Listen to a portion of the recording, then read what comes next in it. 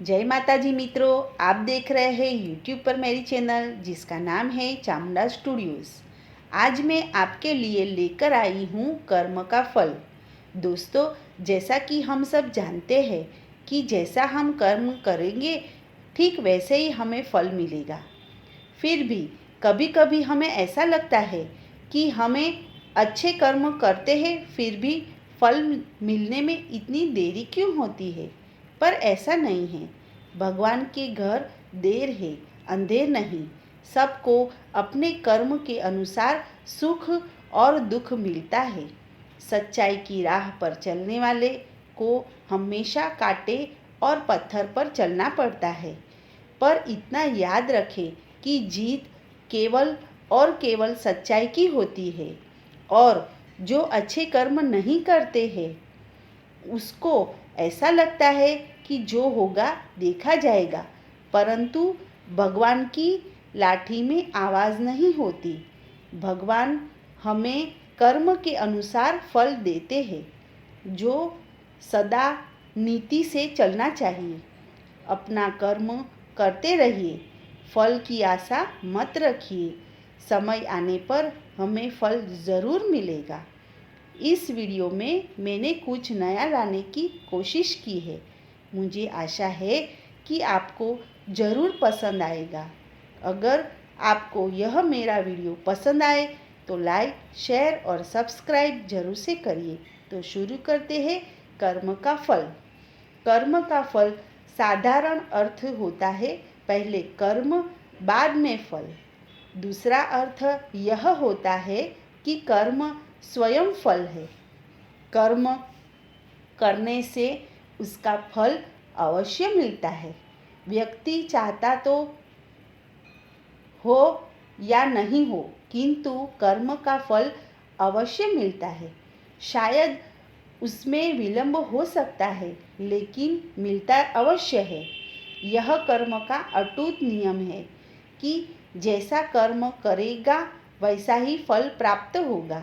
हमारे दैनिक जीवन में जो घटनाएं बनती है वह कर्म पर आधारित है। कोई व्यक्ति अचानक ही करोड़पति से रोड़पति बन गया, तो कोई रोड़पति से अचानक करोड़पति बन जाता है।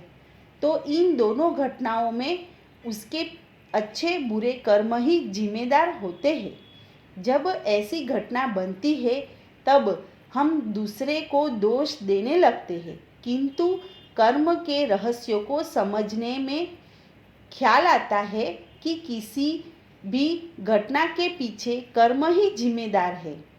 इस बात को ठीक से समझाने के लिए मैं एक उदाहरण लेकर आई हूँ। एक दिन माता अपने बच्चे को बगीचे में खिलाती है। बच्चा खेलते खेलते छोटे छोटे पौधों के पास चला जाता है। तब अचानक कहीं से सर्प आकर बच्चे को डंस लेता है। बच्चे की मौत हो जाती है। उसी समय वहाँ उपस्थित एक शिकारी ने इसे देखा और सर्प को पकड़ लिया। शिकारी सर्प को बच्चे की माता के पास ले जाता है और कहता है कि इस सर्प ने आपके बच्चे को डंस लिया है और आपके बच्चे की मौत हुई है। अंत में इस सर्प को मार डालूंगा। तब माता बोलती है कि उनको मारने से मेरा बच्चा जीवित नहीं होगा, अंततः उसे मुक्त कर दो। किंतु शिकारी कहता है, मैं इसे मुक्त नहीं करूँगा, मैं इसके टुकड़े टुकड़े कर डालूँगा। तब सर्प बोलता है कि इसमें मेरा कोई दोष नहीं है। मृत्यु ने मुझे इस काम के लिए भेजा था, मैं तो केवल निमित्त हूँ। तब मृत्यु स्वयं आता है और कहता है कि बच्चे की मौत के लिए सर्प दोषित नहीं है और मैं भी दोषित नहीं हूँ। हम दोनों तो निर्दोष हैं। मुझे केवल काल देवता ने भेजा था और मैं तो केवल निमित्त हूँ। तब काल देवता आकर कहते हैं कि इन दोनों का दोष नहीं है और मेरा भी दोष नहीं है। हम तीनों तो निर्दोष हैं। बाद में कर्म फल का रहस्य समझाते हुए कहा कि इस बच्चे की मौत उसके कर्म फल की वजह से हुई है। इसके पीछे उसका कर्म जिम्मेदार है। स्वयं काल भी कर्म के अधीन है। इस प्रकार किसी भी घटना के पीछे उसका कर्म जिम्मेदार होता है।